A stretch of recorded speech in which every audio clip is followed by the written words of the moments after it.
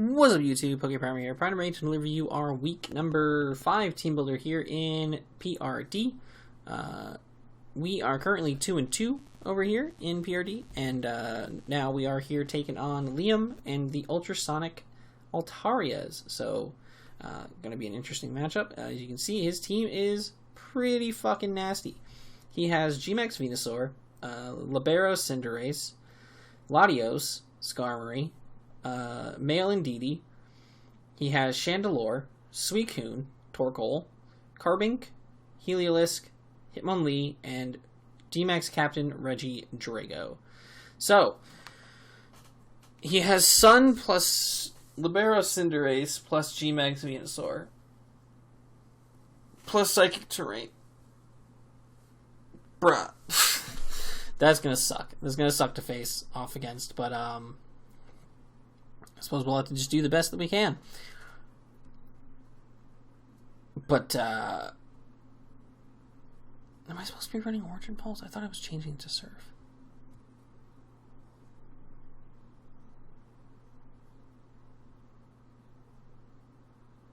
I did. I did change to Surf.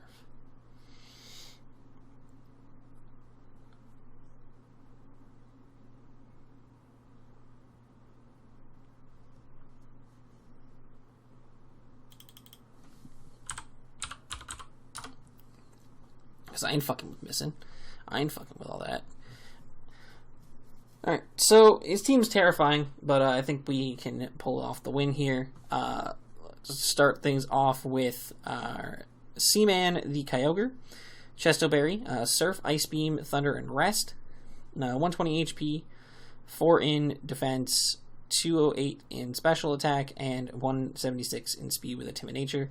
The 208 in special attack is all that I needed to make sure that Surf pretty much did all the 2 KOs or OKOs that I needed it to over Origin Pulse. Originally, as you saw, I had Origin Pulse on the set, but I realized I didn't really need it. This 2 KOs, like Torkoal coming in to try to like take my rain away, it 2 KOs it in the sun, so we can be able to deal with that appropriately and all that. Then we have... Obviously, we have Ice Beam, so that we can hit things like the Latios and the Venusaur super effectively. And then we have Thunder, specifically for the Suicune, so that we can smack that thing in front of us if it ever comes in front of us, which I'm sure it will, because it seems like a pretty solid switch into us, I would say, in my personal humble opinion. So that could be cool. And then obviously we have Rest, because this thing can get worn down a little bit throughout the game, but there's a lot of things on that team that we can rest up against, things like Skarmory. We can rest up in front of Skarmory, we can rest up in front of Suicune if we have to. We can rest up in front of Torkoal. Carbink, for God's sakes, if he actually brings the Carbink. That'd be crazy. Stuff like that. So I'm not super duper worried about not being able to get a rest off. This thing's just, and plus it's with its natural bulk, there's a lot of moves we just live that we shouldn't. So it's going to be pretty easy to get a rest off when it comes down to it. Next up we have Yusuke, the Silvally Dragon this week, obviously holding the Dragon memory. Flamethrower, Parting Shot, Thunder Wave, and Defog. This is one of my best possible switch-ins to G-Max Venusaur. Obviously, if it doesn't have a growth up, that's kind of goes without saying.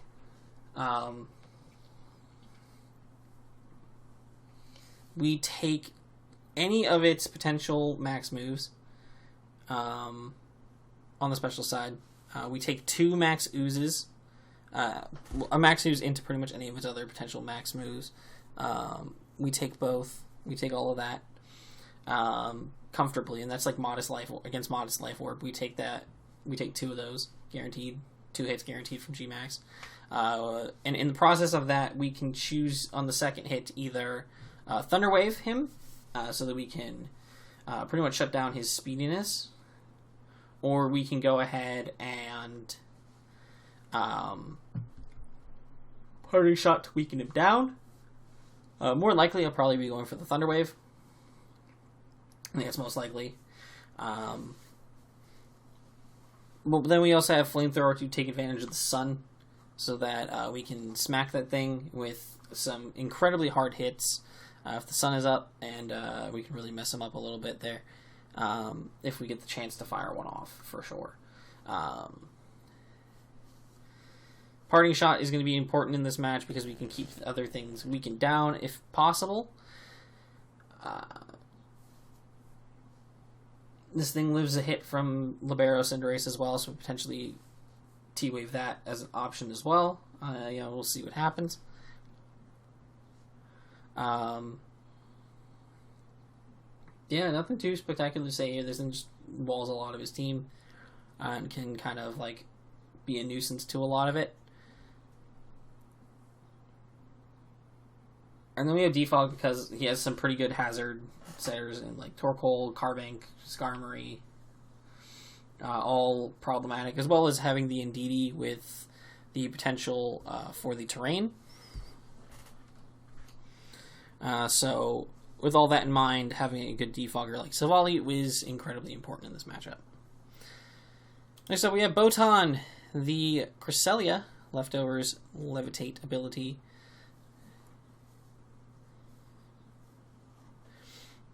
Calm Mind, Psyshock, Moonblast, and Rest. 252 HP, 120 defense, Bold Nature, and 136 into Spadef. I do know that these all have meaning. I don't know what the meaning is. I believe the defense investment, I believe we had a lot less HP investment at one point. I believe the defense investment just allowed us to not be too KO'd by Libero Cinderace. And then, I don't remember what the Spadef investment did exactly, but basically, I know I'm EV to take hits from pretty much everything on this team pretty comfortably. Calm Mind is important in this match because if I can get Calm Minds going, I'm pretty much unbreakable.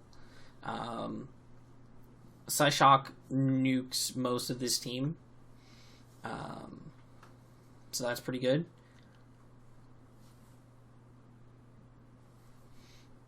And then Moonblast hits the things a little bit harder that I don't nuke. Like, Psyshock's important because of potential Calm Mind Suicune as well, so we could beat that thing 1v1. Yeah, Moonblast hits things like the Skarmory a lot harder because obviously its Spadef is pretty shit. It also hits the Latios super effectively, so that's important as well. So, I think get Calm Minds going with Cress. I think that this thing could potentially sweep. We have Rest as well, just in case we get like Toxic or something, which is entirely feasible against his team. If we get Toxic or something, we can just rest it off at some point in the game. Just deal with that as we go along, but not too worried about it.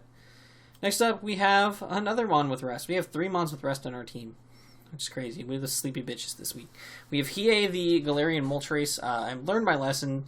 If I see a situation where Moltres can be effective, where I need a good Dark type, bring Moltres every time. No debate. Because it's... Yeah, I messed up the other week in not bringing it. I'm not going to make the mistake again. We have the leftovers here. Berserk ability, of course. Fiery Wrath, Air Slash, Rest, and Sleep Talk with a 160 HP, 172 Spadef, and 176 speed with a Timid Nature. The speed is for Venusaur outside of Sun, and obviously anything slower than that, which is a good portion of their team. Things like Chandelure as well fit into that category. The Spadef investment allows us to not be too KO'd by Indeedee. I believe this allows us to tank two Specs Dazzling Gleams. And the way this set is set up, and it's kind of fun, basically, so the way Berserk works is the special attack is raised by 1 when it reaches half or less of its max HP. Now, and I want to be clear on this, I don't know if it works exactly like this, but we're going to find out right now. If I can get it to proc more than once. It says every time the HP of a Pokemon with Berserk drops below half, its special attack is raised by 1 stage.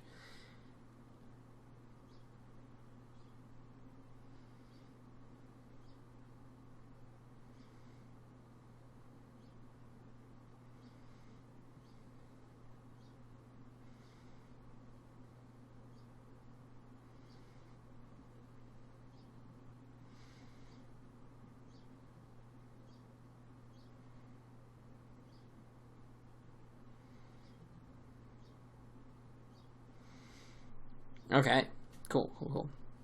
So we're good. We're good with that.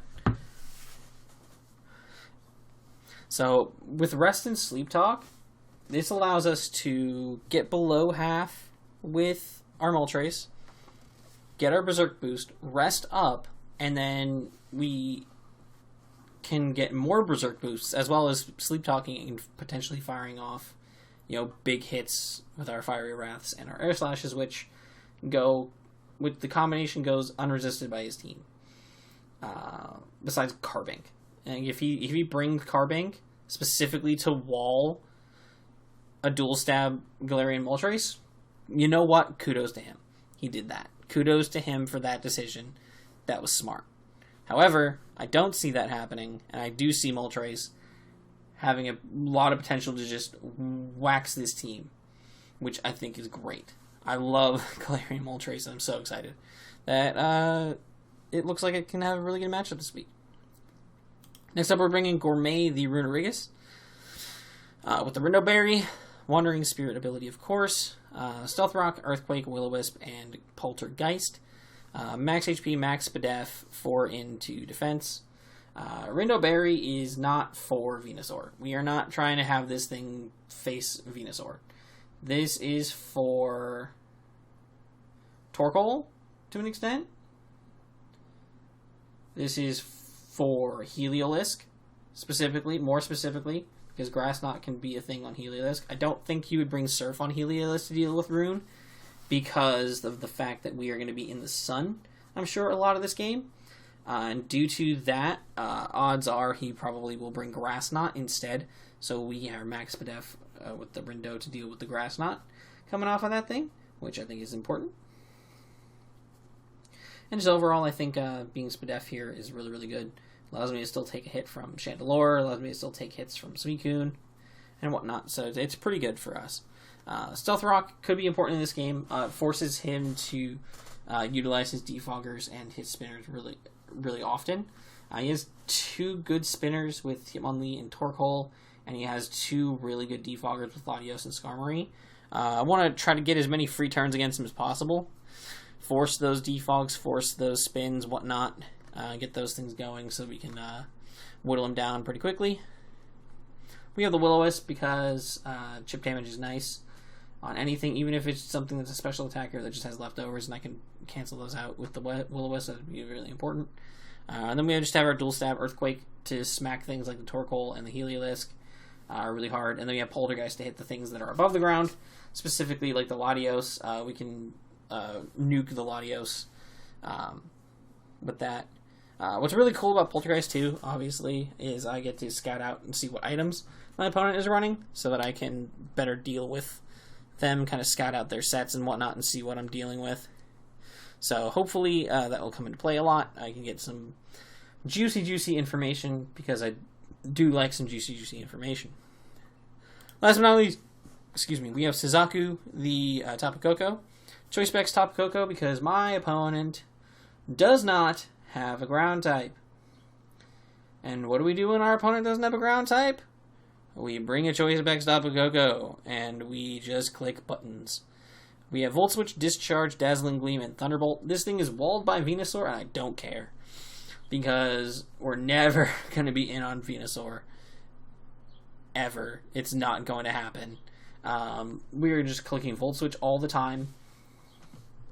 A little bit later in the game, we're going to start clicking Discharge on things switch-ins. Potentially get Paras on stuff, which is always going to be nice. I do like getting paralysis on things. 30% chance to para. It's like a Skull Burn. We're going to get some Paras. And that's really, really nice. And aside from that, this thing nukes a lot of his team. Dazzling Gleam is there to kind of hit the things that are like resist the electric moves. You know, hits the Latios, hits the Heliolisk, so that's cool. Hits the Regidrago if he brings it, but I don't believe that he brings Regidrago. Like, I don't think there's any world where Regidrago comes as a max captain over Venusaur. I don't think there's any world where that takes place, in my opinion. Regidrago is just not good. It's just not.